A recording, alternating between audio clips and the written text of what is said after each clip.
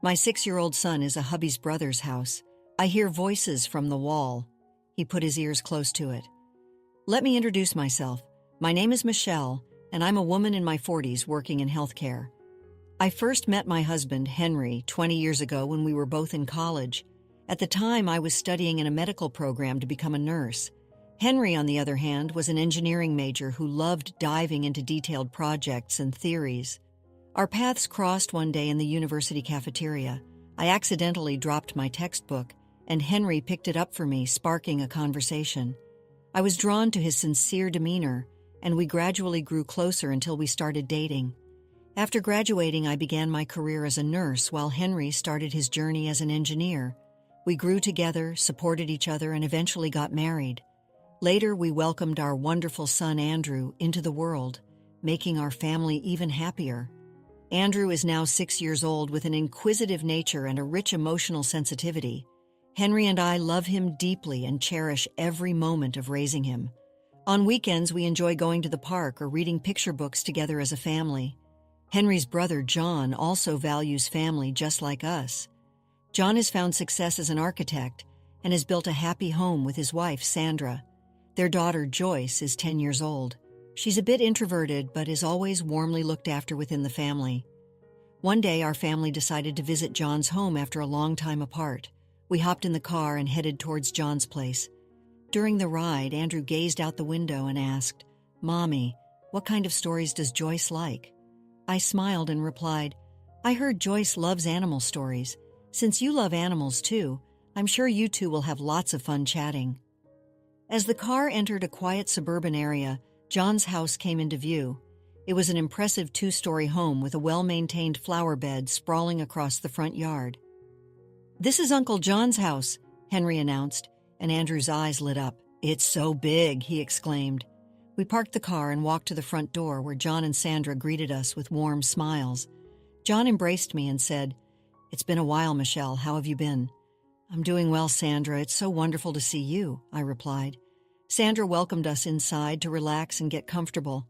Joyce waved shyly at Andrew, who returned the greeting with a bashful, "Hi, Joyce." She took his hand and said, "Hi, Andrew. Let me show you around the house." Stepping inside, we were greeted by a spacious living room filled with warm-colored furniture and decor, creating an instantly soothing ambiance. As we settled into the living room, Sandra brought us some freshly brewed tea. "Thank you, Sandra. Your home is absolutely lovely," I complimented, to which Sandra replied with a smile, "Thank you. We're so happy to have you all here." Meanwhile, Henry and John were engrossed in shop talk. John excitedly described his latest architectural project, and Henry listened intently, sharing in his enthusiasm. "You know, John designed this house himself," Sandra mentioned, much to my surprise. "Really? That's incredible, John. To think you designed such a beautiful home," I marveled. As dinner time approached, Sandra and I found ourselves in the kitchen preparing the meal together. While cooking, Sandra confided, "I hope Joyce and Andrew get along well. She's a bit shy, you know." I reassured her, saying, "Don't worry, Sandra. Andrew makes friends easily, so I'm sure he and Joyce will hit it off in no time." Dinner was a joyful affair, filled with laughter around the table as the children exchanged stories. Andrew shared tales from his favorite picture books, and Joyce listened with delight. As the night grew late, Sandra suggested, "It's about bedtime. Andrew, would you like to have a sleepover in Joyce's room?" Andrew happily agreed, and Joyce smiled, saying, "Sure, let's have a sleepover." We retired to our respective rooms as a peaceful night settled in. Henry and I sat on the living room couch reflecting on the day's events. "It was so nice to have everyone together like this after so long," I said, and Henry quietly replied, "Yeah, it makes you appreciate the importance of family." Late into the night, the house was enveloped in stillness. Andrew was sound asleep in Joyce's room, while Henry and I rested in the guest bedroom. I was drifting off, wrapped in a cozy weariness, when suddenly something stirred me awake.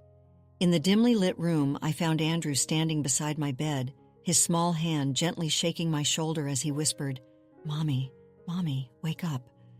I rubbed my sleepy eyes and looked up at Andrew. "What's the matter, sweetie? It's so late." Andrew's face was etched with worry. "I woke up to go to the bathroom, but I heard a voice coming from the wall in Joyce's room.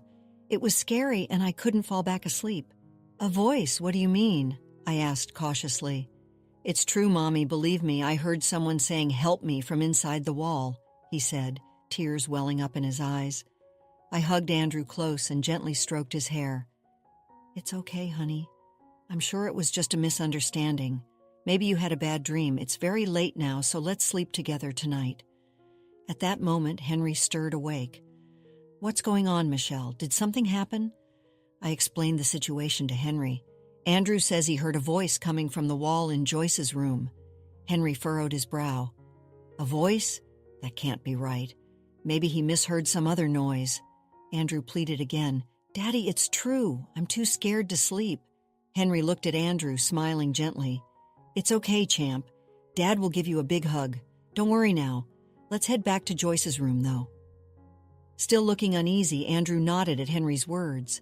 I walked Andrew back to Joyce's room and tucked him into bed once more. Mommy, do you think Joyce heard the voice too? Andrew whispered. I'm not sure, but Joyce seems to be sleeping soundly, so I think everything's okay. If anything else happens, let me know right away, I said, kissing Andrew's forehead and speaking softly. After making sure Andrew was asleep, I returned to the guest room, where Henry was sitting on the bed, waiting. How'd it go? Andrew's still a bit frightened, but he seems to have calmed down for now, I replied. Yeah, I'm sure he'll feel better in the morning, Henry said, and we settled back into sleep. As dawn approached, I found myself in a strange dream, a shallow slumber in the darkness. Someone was calling out for help. When morning came, the house was once again filled with cheer. The sound of children's laughter echoed through the halls, and Sandra had prepared a lovely breakfast. It almost seemed like last night's events were just a dream, with everyone going about their day as usual. However, somewhere in my heart, I couldn't shake Andrew's words. A nagging worry spread through my chest as if his small voice was revealing some greater truth. Michelle, breakfast is ready. Henry's voice pulled me back to reality. I smiled at him and replied, Thank you, hoping for a pleasant day ahead. I decided to enjoy breakfast with my family. Little did any of us know that another strange occurrence awaited us that very night. After breakfast, the children spent the day playing in the yard and drawing pictures inside the house. Meanwhile, the adults enjoyed conversations over tea in the living room and watched an American football game on TV. Everyone had a delightful time throughout the day. For dinner, Sandra prepared a heartfelt meal. Laughter filled the air as we gathered around the table, feeling the warmth of our family bond. As the evening grew late, the adults continued chatting in the living room, wine glasses in hand. Eventually, it was time for everyone to retire to their rooms for the night. Today was so much fun, I said to Henry as I sat down on the bed. It was. There's nothing quite like having the whole family together, Henry agreed, looking content. Suddenly, there was a faint knock at the bedroom door. I opened it to find Andrew standing there, a frightened look on his face. Mommy, I heard it again from inside the wall, someone saying, help me. Andrew's voice trembled. Though surprised, I calmly asked, Really? Where did you hear it? I heard it from the wall next to Joyce's room. Please come and see, he said, tears welling up in his eyes once more. I turned to Henry and said, Andrew says he heard a voice from the wall again. Maybe we should go check it out together. We headed towards Joyce's room with Andrew. The hallway was eerily quiet, an unsettling atmosphere hanging in the air. As we entered Joyce's room, she was sound asleep, but Andrew pointed towards the wall. Here, this is where I heard it. Henry and I put our ears close to the wall. At first, we couldn't hear anything, but gradually a faint sound became audible. Then suddenly a clear voice cried out, Help me! A chilling sensation ran down my spine. Henry, I heard it! Henry nodded, his expression tense. Yeah, there was a voice. Suddenly, John's voice rang out from behind us. What are you doing? We turned around to see John standing there. Stay away from that wall, John. What's going on? We can hear a voice coming from inside this wall, Henry exclaimed. A voice? What are you talking about? You haven't heard anything, John shouted angrily, trying to approach us. At that moment, Sandra appeared and grabbed John's arm. Stop it, John. No more secrets. We can't keep hiding this anymore. It's time to tell everyone the truth. Sandra's voice trembled, but there was determination in her words. Hey, pause for a moment. Would you care to support us? Like this video and subscribe for more? Now let's dive back into the story. Henry walked up to John and calmly said, "Tell us what's hidden behind this wall." John remained silent for a while, but eventually let out a sigh as if he had made up his mind. "All right, I'll tell you. But first, let's break down this wall." I was surprised by John's words, but Henry remained composed. Sandra brought a hammer and Henry faced the wall. Andrew held my hand tightly and Sandra watched with a tense expression. Joyce, who had been sleeping until now, stood next to Sandra, staring at the wall. In the next moment, Henry swung the hammer down, striking the wall. A hole opened up, and a faint light seeped through. Henry swung the hammer a few more times, breaking apart the wall. The sound echoed, and the wall slowly crumbled. Throughout this, Andrew held my hand tightly, his face filled with worry. "Almost there." Henry wiped his sweat and brought the hammer down with even more force. With that strike, the wall collapsed, revealing the figure of a frail child inside. The child, wearing tattered clothes, was crying, chained up. "Help me!" The voice was so heartbreaking that we were left speechless, unable to do anything but stare at the scene before us. It was a reality that we couldn't comprehend. In an instant, Sandra trembled, tears welling up in her eyes. John stood silently, head hung low. His face was etched with deep regret and anguish. "John, who is this child? Why are they here?" Henry asked quietly, but his voice contained a hint of anger.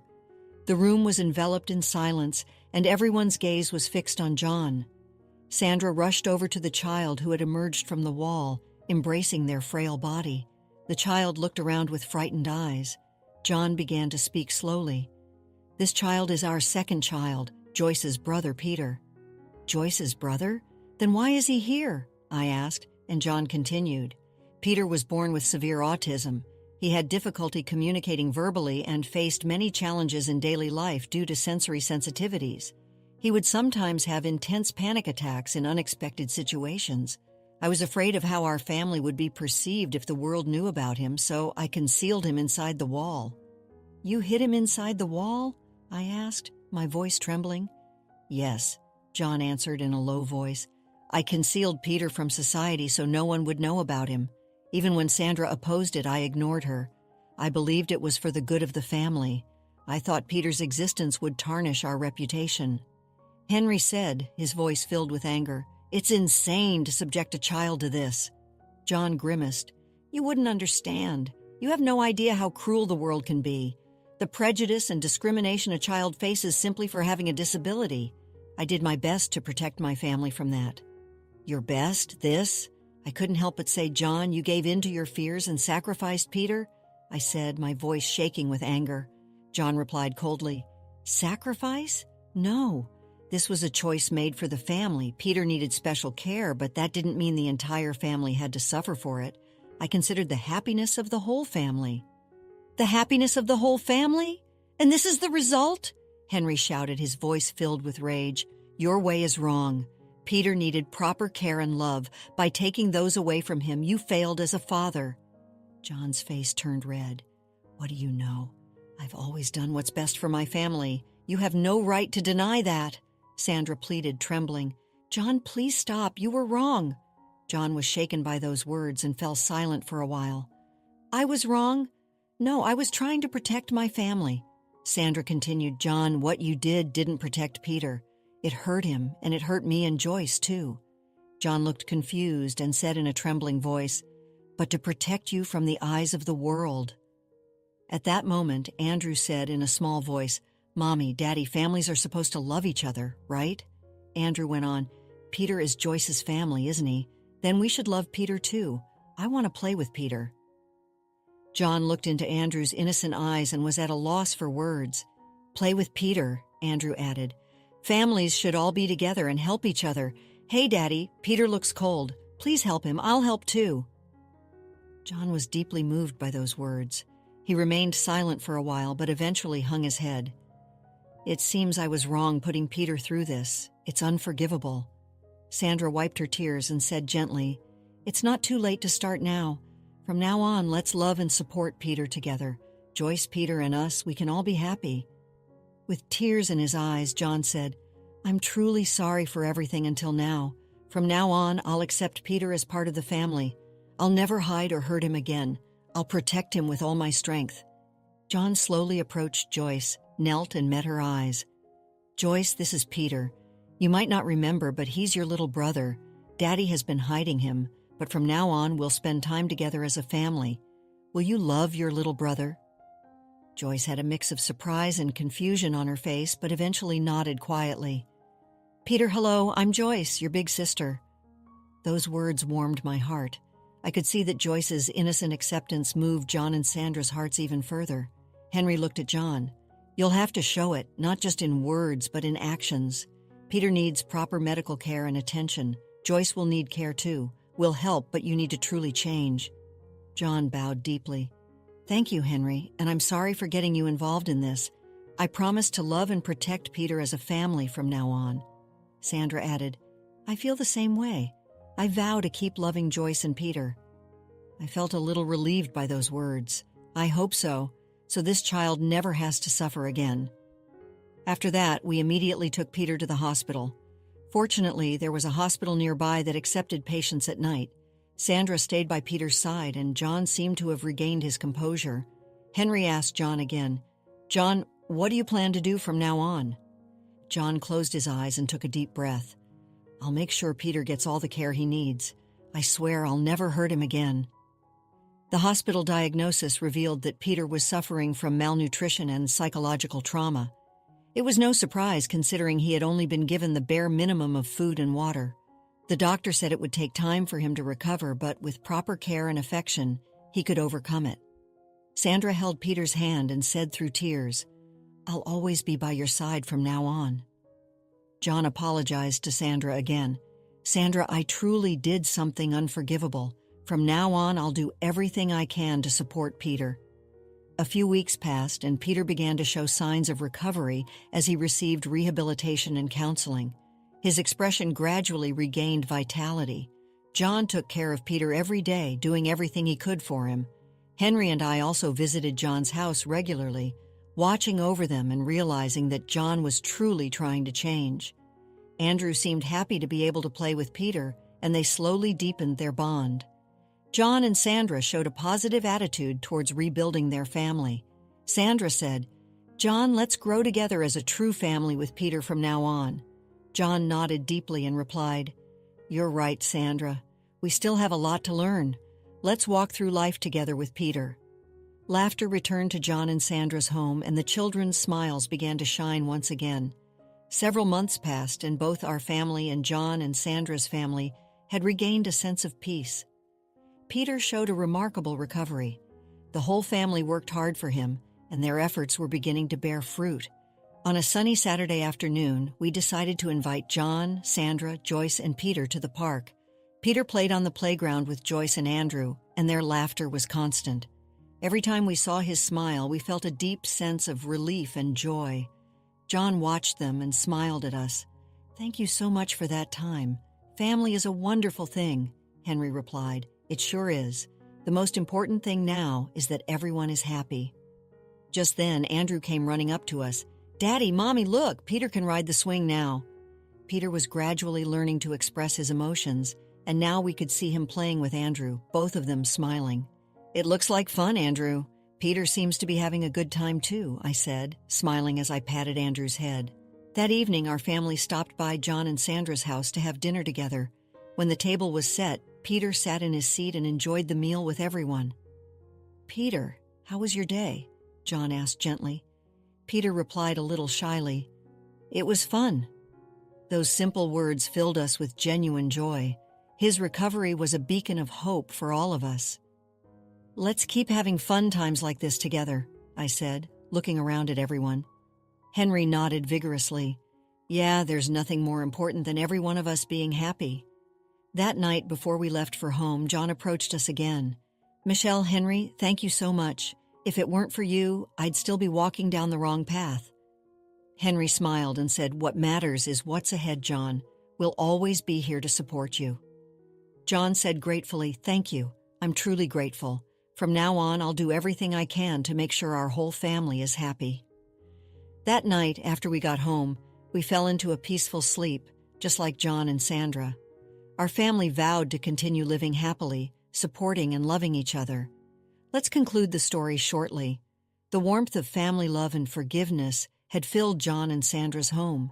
Peter, no longer hidden away, blossomed under the care and affection of his family. He learned to communicate, his laughter echoing through the house, a testament to the power of love and acceptance. Andrew and Joyce became inseparable, their bond strengthened by the shared experience of welcoming Peter into their lives. As for Michelle and Henry, they continued to cherish their own family, their hearts filled with gratitude for the strength of their bond. They knew that life would always have its challenges, but they also knew that they had each other, and that was all that mattered. They had learned the true meaning of family, not just as a blood tie, but as a commitment to love, support, and acceptance, no matter what life threw their way. And so, with hearts full of hope and love, they continued their journey together, their family stronger than ever before. After experiencing the full journey of our story, we'd love to hear your thoughts. How did the story resonate with you? Don't forget to like, subscribe, and stay blessed. Thank you for watching, and see you in the next story.